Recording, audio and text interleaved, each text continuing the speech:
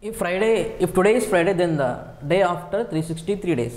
ఈ రోజు శుక్రవారం అయితే 363 రోజుల తర్వాత ఏ వారం అని అడిగాను. సో మనం ఆల్రెడీ బేసిక్స్లో చెప్పుకున్నట్టుగా ఏం చేయాలి, అసలు అది ఎన్ని రోజులు ఇచ్చినా కూడా మనం అనుకోవాల్సింది number of odd days. So number of odd days అంటే మనకి 0 నుండి ఇది ఆడ్ డేస్ 0 నుండి 6 మధ్యలో ఉంది నెంబర్ ఆఫ్ ఆడ్ డేస్ అండి. ఓకే, 6 కంటే ఎక్కువ ఉండవు, 0 కంటే తక్కువ అంటే మైనస్లో రాదుగా మనకి ఎట్లా. సో ఇక 363 డేస్లో మనకి నెంబర్ ఆఫ్ ఆడ్ డేస్ అంటే ఏ విధంగా అనుకుంటాం, 363/7. ఎప్పుడు కానీ విషమ దినాలు ఆడ్ డేస్ అంటే మీనింగ్ ఏంటిది, ప్రతి వీక్లో కాకుండా కంప్లీట్ వీక్లో కాకుండా ఎవరైతే ఎక్స్ట్రా డేస్లో ఉంటారో వాళ్ళని విషమ దినాలు అంటారో అవే ఆడ్ డేస్.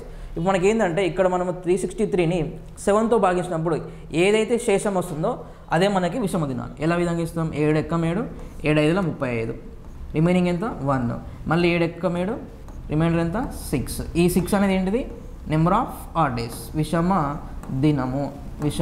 దినాలు అంటారు. సో ఇప్పుడు ఏం చేయాలి, మనం విషమ దినాలు 6ని తర్వాత అన్నాడు కాబట్టి ఈ శుక్రవారానికి ఏం చేయాలి, +6 చేయాలి. సో శుక్రవారానికి +6 చేస్తే ఏమొస్తుంది ఆన్సర్, గురువారం వస్తుంది. ఏమొస్తుంది, గురువారం. ఏ విధంగా, 6 అంటే శని, ఆది, సోమ, మంగళ, బుధ, మళ్ళీ గురు, అంటే నాకు 6th ఎవరు వచ్చారు, గురువారం. సో మరి ఎగ్జామ్ ఏ విధంగా చేయాలి, నాకు ఏమొచ్చిందంటే శుక్రవారము +6 వచ్చింది. నేను శుక్రవారాన్ని +6 చేయకుండా ఏం చేస్తా, -1 చేస్తా. ఈ రెండు కూడా ఒకటే, +6 చేసినా ఒకటే, -1 చేసినా ఒకటే. శుక్రవారానికి -1 అంటే మీనింగ్ ఏంటి, శుక్రవారానికి అంటే ఒక రోజు ముందు ఏమంటాం మనం, గురువారం. దాన్ని ఇంగ్లీష్లో ఏమనొచ్చు, థర్స్డే. సో థర్స్డే ఎక్కడ ఉంటే అదే ఆన్సర్. ఈ విధంగా చేస్తాం.